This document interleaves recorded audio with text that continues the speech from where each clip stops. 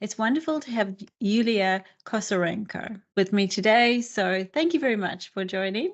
I know we met almost 4 years ago. That's um, right. Yeah. it was quite, and neither Yulia or I can even fathom that it's been 4 years, but it's been quite a journey for you, Yulia. You have started your business. You're a mentor for business analysts and enterprise architects. You are living in Canada. So, welcome. Could you maybe Thank you introduce yourself a little bit further to the group? Thank you so much. It's great to be here. And yeah, I was just thinking that we met 4 years ago, pandemic just started, and I met so many people remotely because of it. I guess I should be grateful because we changed our mindset in terms of meeting from people from other countries. So it's great to be here. I'm Yulia Kosarenko, and I think if someone asks me what I am, truly, I think more than anything, I'm a mentor, or I'd like to think of myself as a mentor, helping business analysts and business architects be better at what they do and feel better and love their job. Because we have lots of courses and books and people tell us what to do at work. But when I meet business analysts, I find that they sometimes struggle with basics still.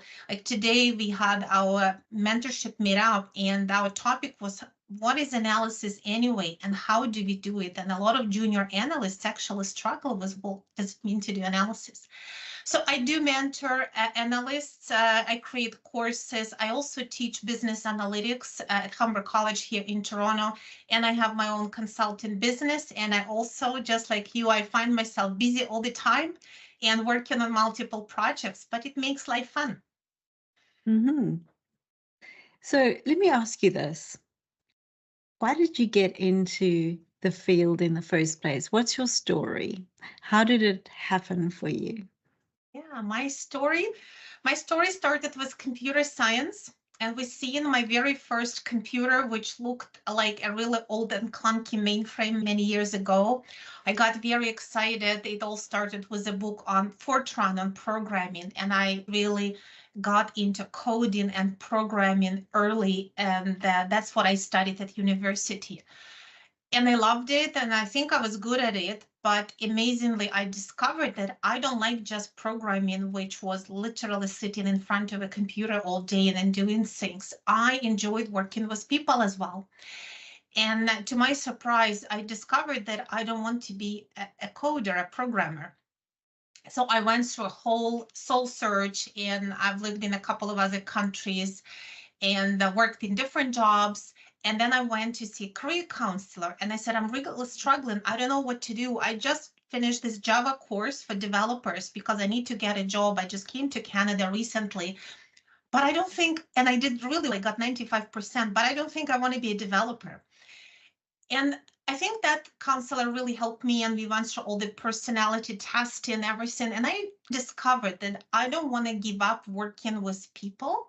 So I started looking up what does it mean and what can I do. And that's honestly how I happened to learn about business analysis as a job, because in my time when I graduated, everyone was a developer or everyone was a computer engineer.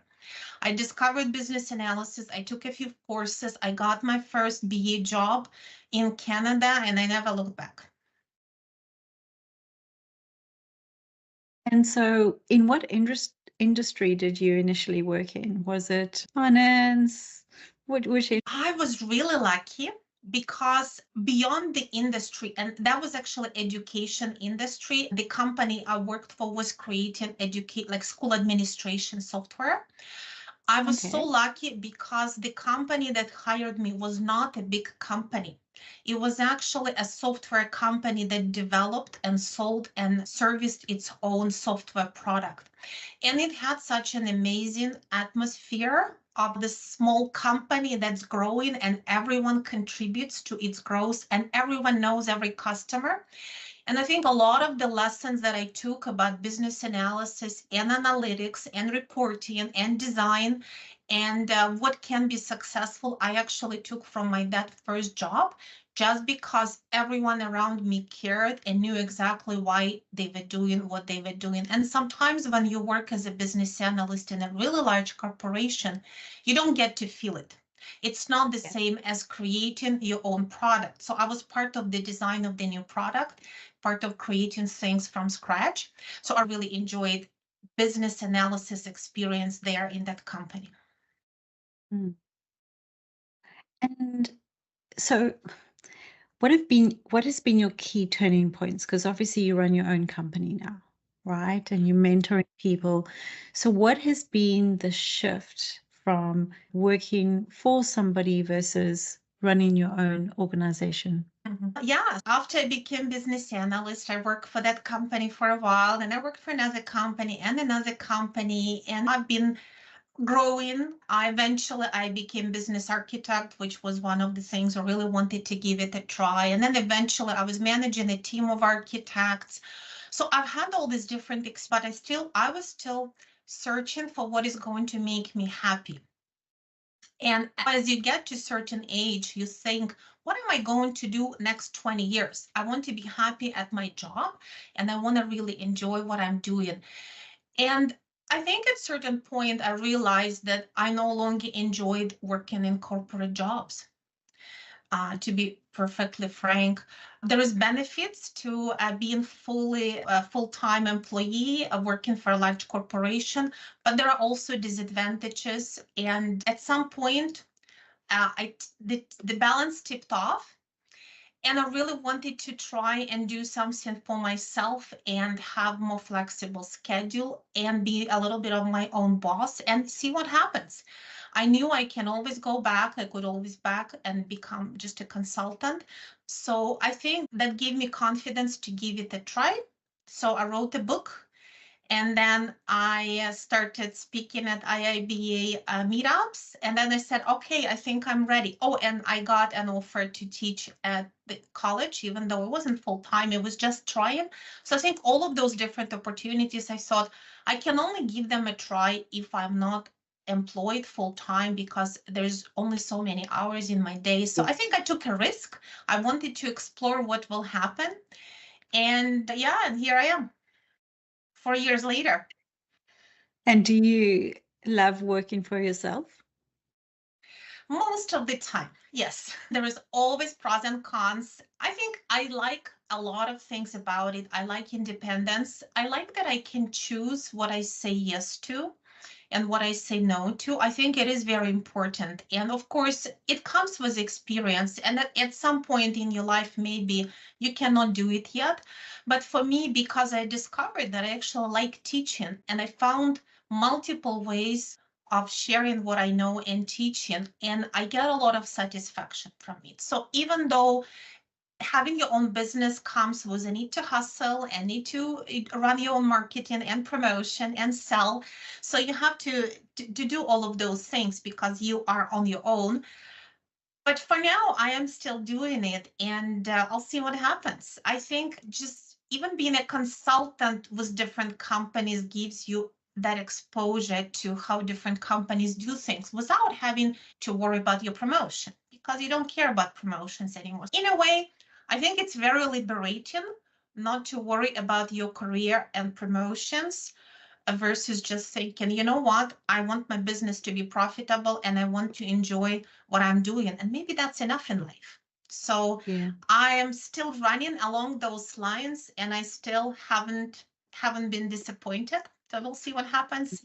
Maybe in a couple of years when we talk again, we'll see what happened then. It's not easy running your own business. It's challenging because it's not just the work that you're doing that you want to do. There's a lot of other things and a lot of hours, and you got to have passion for what you do. It's not like you can just arrive at work. You have to have passion for what you're doing as well. But I do think it's very rewarding. Certainly from my side, I got quite exhausted with the constant projects, and this made more sense to me to really just contribute back to the communities. Mm-hmm. So In your own words, how would you describe the importance of the role of, let's say, business analysis or business architecture? And especially think about maybe what does it look like in the future? So what is the importance of that particular role? I think the fundamental value of business analysis is there and is not going to go away. And the fundamental value is really in creating a shared understanding of what the company or what the client wants to do or is trying to do. And that starts with shared understanding of which problem we are solving, what objectives we are trying to achieve, and that vision of the solution. So I know we call it requirements, but if you think about what are requirements, are really the details of what you're trying to build, right? So your vision of that future state to which you want to go, whether it's a future process or future system or something else. So I think truly it's not about documentation necessarily, and maybe AI at some point can be really good at helping you document things, but it's about having that vision, understanding where do you want to go, and ensuring that we all are in agreement. So I think and I like to say sometimes that's the most, like, it's an intrinsic but a very important outcome of business analysis is when you create a shared understanding of requirements among all stakeholders.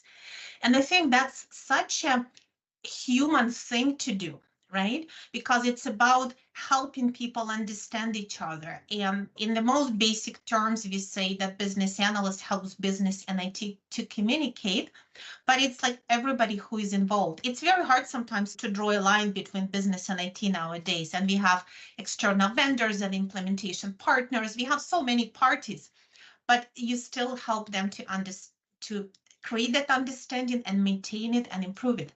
So I think in the future, that is still the main role of business analysis. The tools may change, the techniques may change. You may use more automation for various things, but you still are focused on that. And business architects, if you think about it, it is just at that highest strategic level, right? Business architect helps business to define its strategy, right? To understand from business model perspective, where do you want to go? What is your target operating model? So it's just at a larger scale, but a lot of it is still about communicating that vision, creating that vision for the company and communicating it, because many companies have this problem where someone is sitting up there in an ivory tower and coming up with a strategy. And maybe regular workers don't necessarily understand, why are we doing it? What are we doing? Who came up with this roadmap? Why this project got approved and this project got canceled? What happened to my budget? Why are you taking away my budget? So a lot of these sometimes misunderstandings and unhappiness come from lack of communicating that strategy. And I think what business architects help is not only to create that strategy, but communicate it and share it with projects and make sure that projects contribute to that strategy. So in a way, a lot of it comes back to having shared understanding, because without shared understanding, humans are not going to achieve anything, right? They all are going to do different things. Yeah. In a way, it all comes back to communicating. Yeah. And I suppose that's probably the hardest bit. That's not going to change anytime soon. Human communication is one of the biggest, our superpowers, but also our biggest kryptonite when it comes to effective communication. Thinking about that, could you perhaps share maybe a project or an initiative that was run where the position of business analysis was critical to the successful outcomes of a particular project? Yes, I'll happily share my favorite project. It was more than 10 years ago. And to me, that was like my biggest success even now. And if I think back to it, and that was where I was a business analyst slash systems analyst slash project manager. I ended up also running the project because there was no one else. But the beauty of that project was that we were building system again from scratch ourselves for our own people. And I think that experience of designing and building new system, again, it becoming more and more rare for business analysts. Often we work on enhancements and on system support and on implementing COD software, but we actually designed and built a thing. And I wrote a big article about it. I'll share the link with you later. I called it How to Design and Implement Innovative Solution in 9 months, because that's what we had. We had 9 months. We had a huge business problem. That was one of those hot potatoes that nobody wanted to touch because it was so controversial. We had resistant stakeholders that didn't want to cooperate with us. We had an architectural challenge, like we had a true technical challenge because we had a problem with legacy software and nobody was allowed to touch it. And we had a problem because some things weren't working well and the business rules were not right in that system. And we had to come up with a new solution with new architecture and with a small team develop the whole thing. But I enjoyed it so much because, first of all, there was a lot of that thinking involved and problem solving. And we had a small team of people and we brainstormed, right? We came with this innovative idea. And our technical guys were so smart. They created a pilot and we ran the pilot. We tested it. We went through line by line, counting things to test that it's working. And we had this amazing group of stakeholders who first did not believe in it, right? Because as I said, it was a hot potato. And they were very reluctant to, are you sure that we want to do this? What is it we are trying to do? And I had to win them over. But in the end, it was a successful system. It worked well. It did what it was supposed to do. And I got to run the whole thing. It was great because we ran these meetings, weekly meetings. That was before Teams, before Zoom, before any of those things. So I had a teleconference with many people on the telephone, and I had a separate virtual meetup. I was doing things like live facilitation and drawing diagrams live.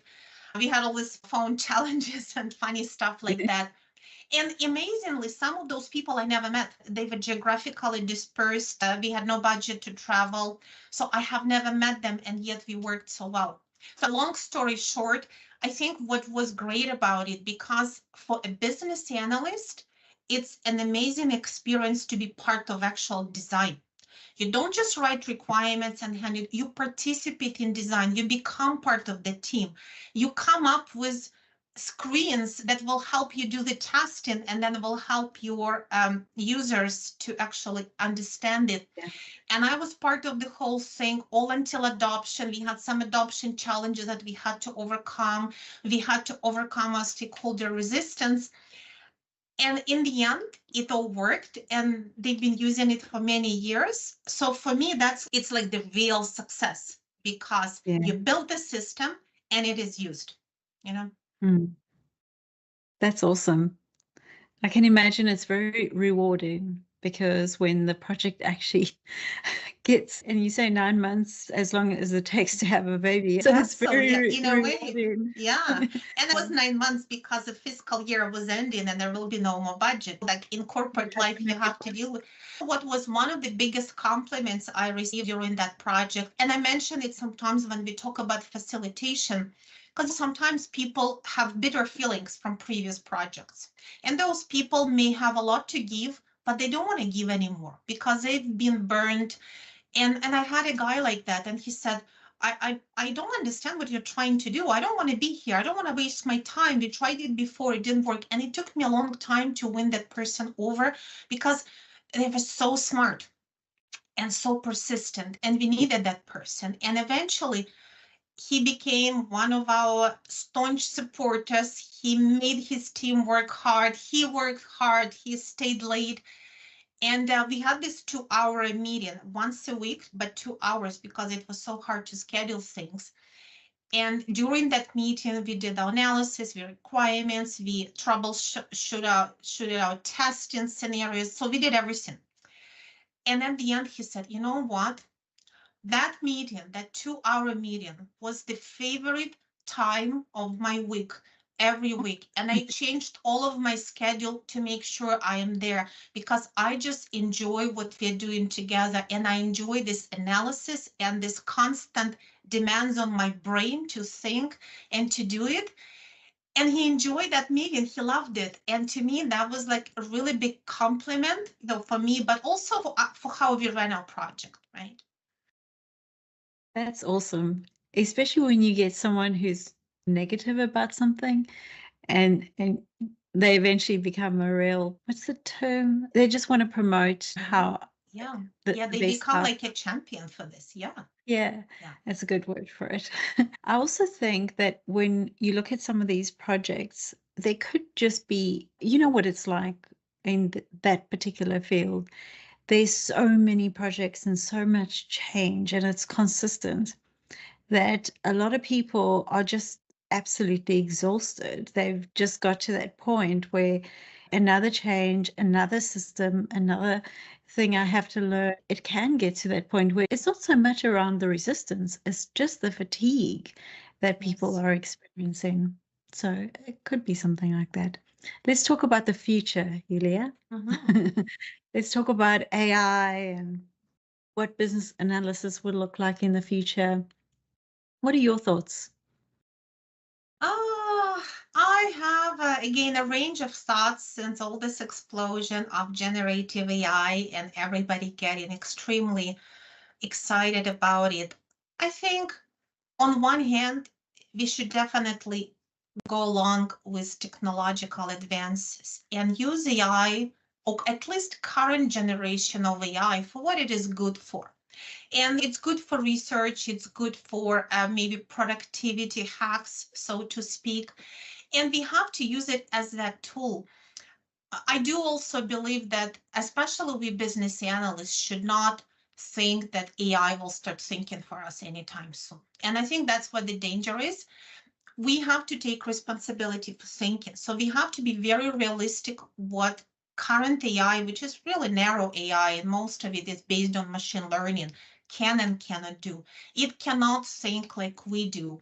And that's why how we read in the news how someone falls into the trap when AI hallucinates and gives you false information and you don't even fact check and use it.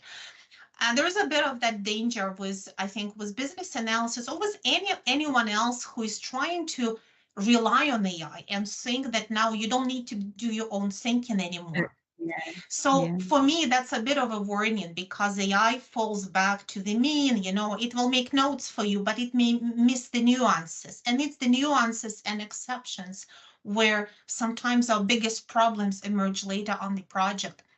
So I believe that it can make you more productive. It can take away some of the tedious tasks, and it should, and definitely we should be using it.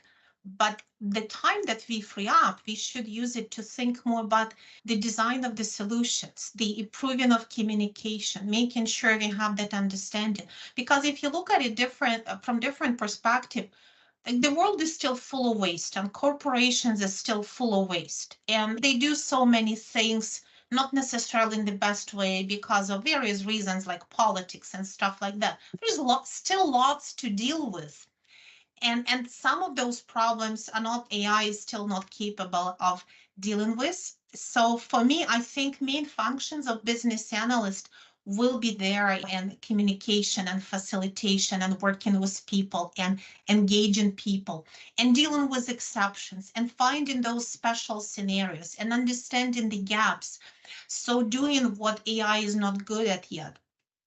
uh, Using data will become more and more important and prevalent in our job. And I think that's where, as business analysts, sometimes we're a little bit behind the times because a lot of times we think that asking questions gives us all the answers, but that's not true because we ask questions of people who also don't have all the information. So I think we should use data and analytics more to support our analysis. It may not be necessarily AI per se, because there's a definition to it, but even using analytics or using data to supplement what you hear from as stakeholders maybe that's a little step, but we still have to take, that's something that even in short term can truly improve the outcomes, is being more realistic about how much more you can get from data to support your analysis. And the world is developing so fast, we probably in 3 years will either see AI winter, or maybe it will keep rolling along but a little bit slower, or maybe it will shoot ahead like a star. We probably can't predict it fully, but there are things that we are still good at that AI, I don't think, is going to be good at anytime soon. So developing those skills should be on everyone's agenda. I definitely see that people should take it seriously. And you're right, because there's one area, they mustn't become lazy. I think analysts need to become even better at analyzing, because we spoke previously, a lot of junior people will come in and not realize that the analysis part of it is the really important part. And it's not just analysis as in analyzing data, it's analyzing what the perception is from different people, working with different people, being able to understand the context, all of those kind of things.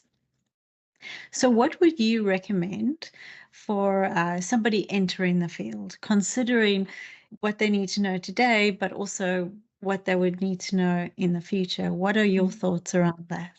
Yeah, I think they have to learn a lot.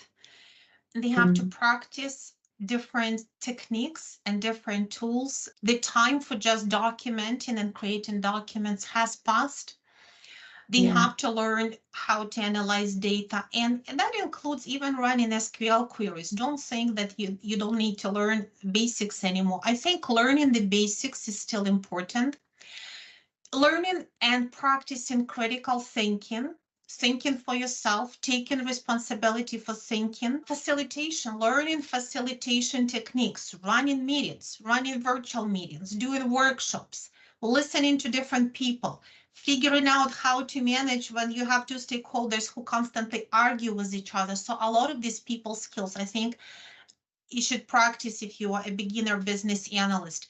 Practicing modeling, creating diagrams, visuals. AI, by the way, is still pretty bad at it, and we'll see how long it will take those algorithms to catch up, because a lot of it is about conceptual thinking. It's not, it's about discarding unnecessary, focusing on essential, and sometimes finding some new ways of presenting information, something that hasn't been done before.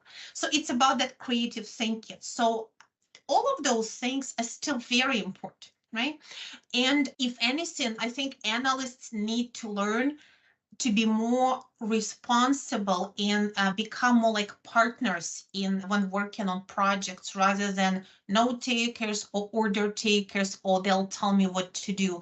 So I think it's more about being that independent agent that can work with clients and help them figure things out, and maybe give them advice subtly, politically correctly, and so on. And many of those skills that I think we're talking about now, they aren't just for business analysts. They are those universal, durable skills that any business professional needs. And frankly, and I don't know whether you'll agree, but people who do MBA, their Masters of Business Administration, they learn a lot of the same skills for MBA. Organizational behavior, process optimization, communication, running effective meetings, because a lot of it is just about running the business, running the projects, managing the change.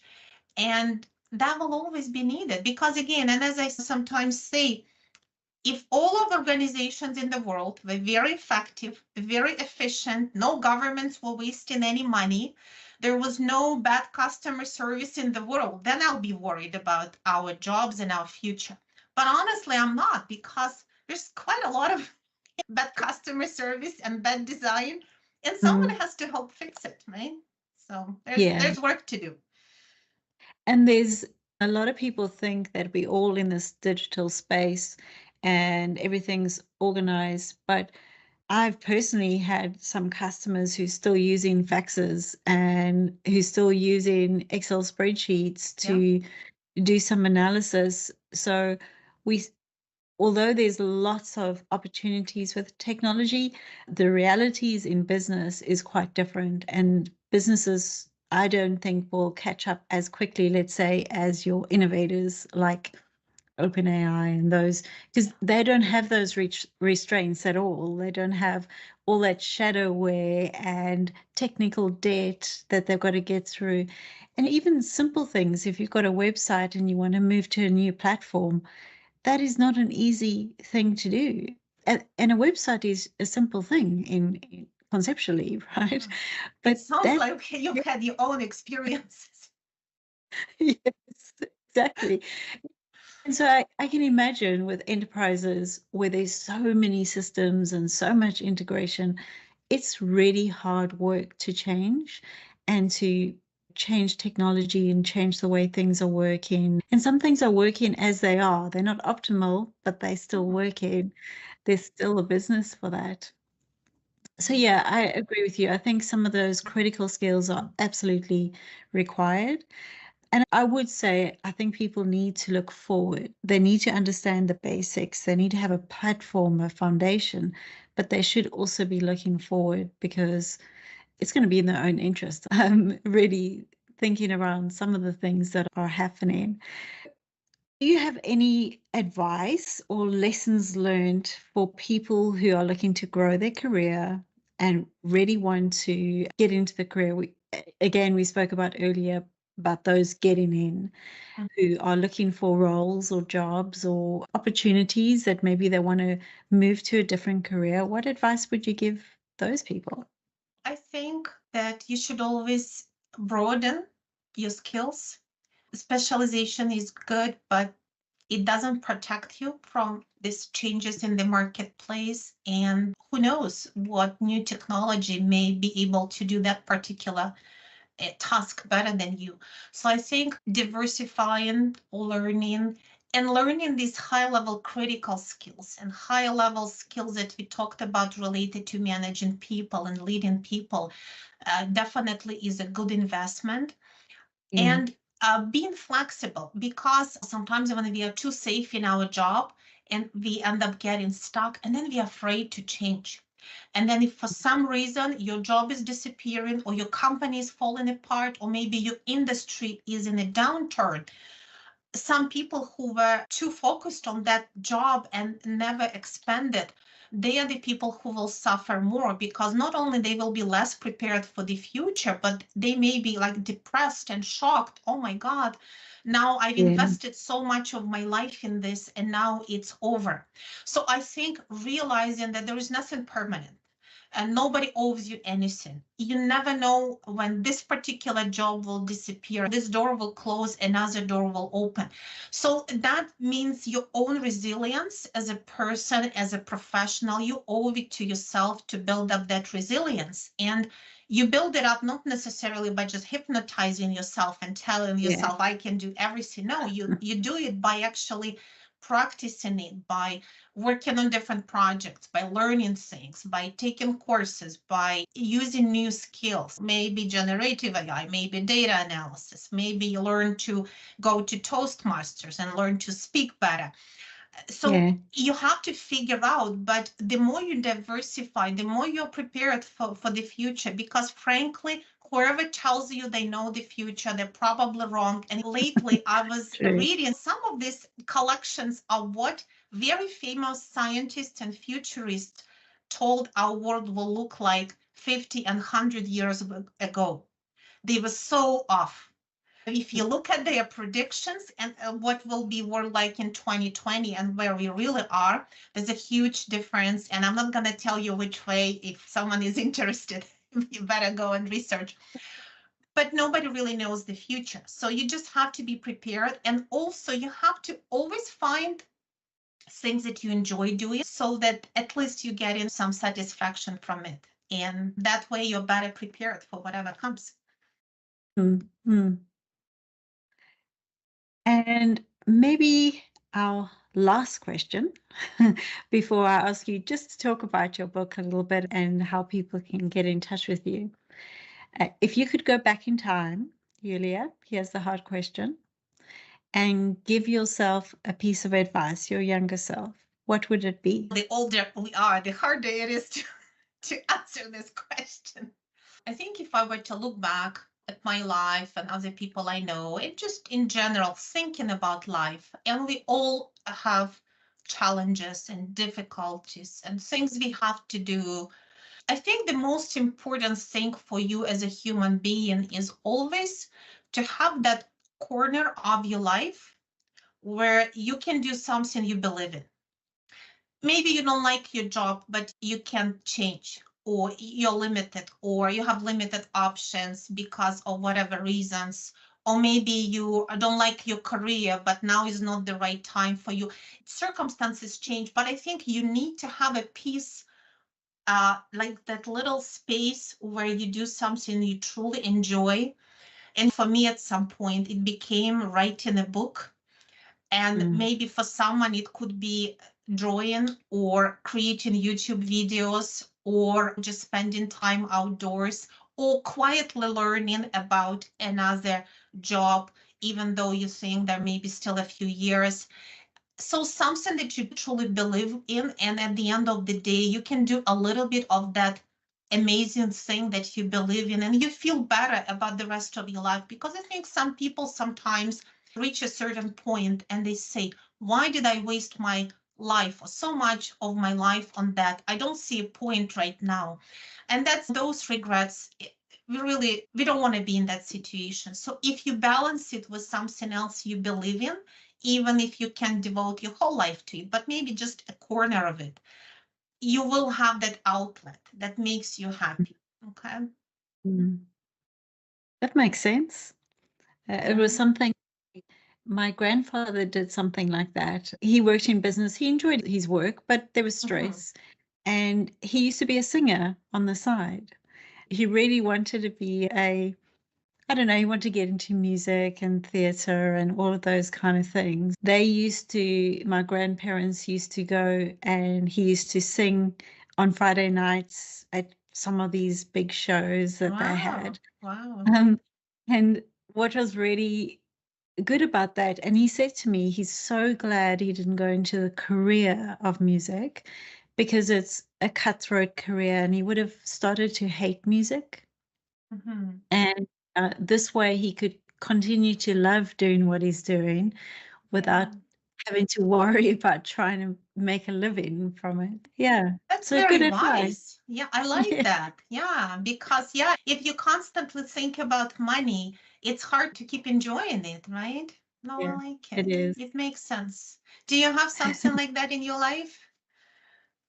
That's a great question. I actually do. I love writing, but mostly I like painting. So I am an abstract painter. It's all abstract, so like my mind. And I have actually done a show on a couple of occasions. So it has been, it's something people don't think. You wouldn't tie that to me. But mostly I'm very creative. So I like doing new things, designing things and that kind of stuff. Yeah. So I have a few things up on my walls, and Will you put one of those pictures somewhere behind you so that we can see it in the next video? For that. They're pretty wild, I'm not going to lie, but yeah, very Jackson Pollock inspired with a little bit of Rothko and a few others, but it has been a passion of mine for quite a few years. It's usually quite difficult though, because you need quite a big space. For many years, my garage was taken up with painting and the cars were kicked out. Yeah. No, that's amazing. That can just let you be in a very different space than your everyday life, right? Yeah. Okay, one day I want to see your painting. Thanks, Yulia. That's great. So let's talk about your book.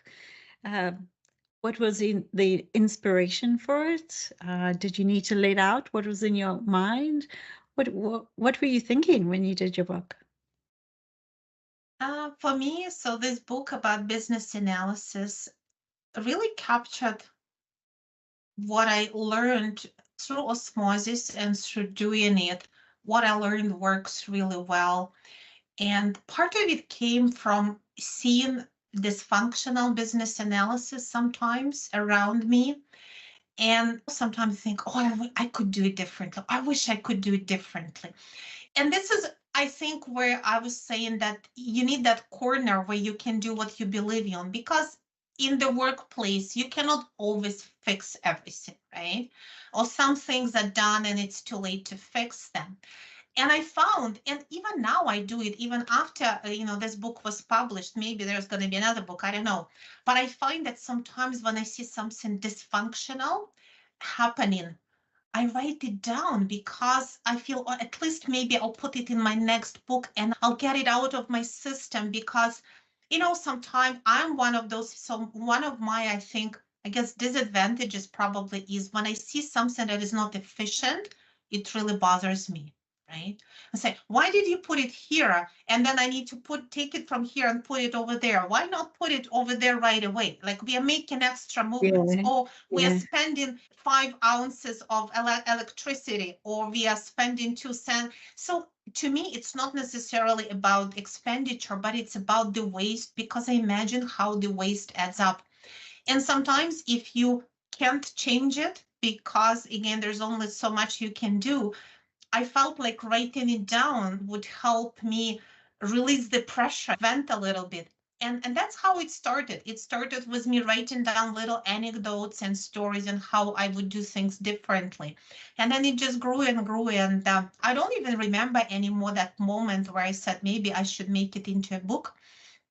I can't pinpoint it, but I think all of those notes were growing, and that's what it came to be. And it's going to be 5 years, actually. In a few days, I'm going to have a 5-year anniversary of this book.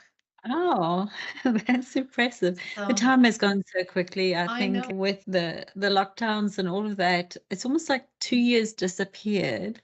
You just can't, like, which year did we do this? Or which year did we do that? Yeah, Yeah, it's yeah, crazy. yeah, it was strange. So obviously you mentor and you coach business analysts. I know that you have different groups that you're working with from around the world, which is awesome. If anyone wants to get in touch with you, what is the best way in which to do that? Yeah, you can always look me up on LinkedIn as Yulia Kosarenko. It's easy to find me. You can look for hashtag BA_mindset. And I always publish posts under that hashtag. Or you can go to my website, which is y-change.com. And that's the name of my company, Y Change, and find the information there. And yeah, if you would like to join a mentorship circle where we meet as a group and we discuss different topics, and the beauty of that is that different people offer their experience, how they do it, where they find challenges, and we literally talk about new topic every week. We pick up something like process mapping with reluctant stakeholders, and we just go at it. So that's been one of my pet projects. It started as an experiment, but it is growing, and our group is growing, and we even have some members from New Zealand and Australia in spite of all the time challenges. So if anyone is interested, we always welcome new members. That's awesome. That's awesome. We'll add some links at the end of this session so people can get in touch with you, which is great. And congratulations for all your support that you're giving to the community and to those new BAs and maybe those veteran BAs that need a little bit of reminder of how things work. That's awesome. Thank you so much, Yulia, for joining me today. I appreciate your time and sharing your story with everybody else. And yes, thank you for helping the community. Thank you so much for having me. It's always a pleasure.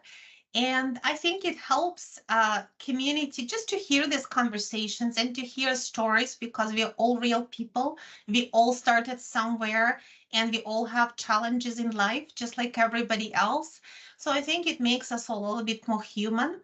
And definitely we are there. I think business analysis community is really amazing in terms of supporting each other and being there and helping those maybe more junior BAs grow and learn. I love being part of this community, and you too. And you're doing some great things. And I know you've been teaching courses on business analysis and business architecture and helping promote these ideas. So I think that's amazing, and we need more of it. Thank you.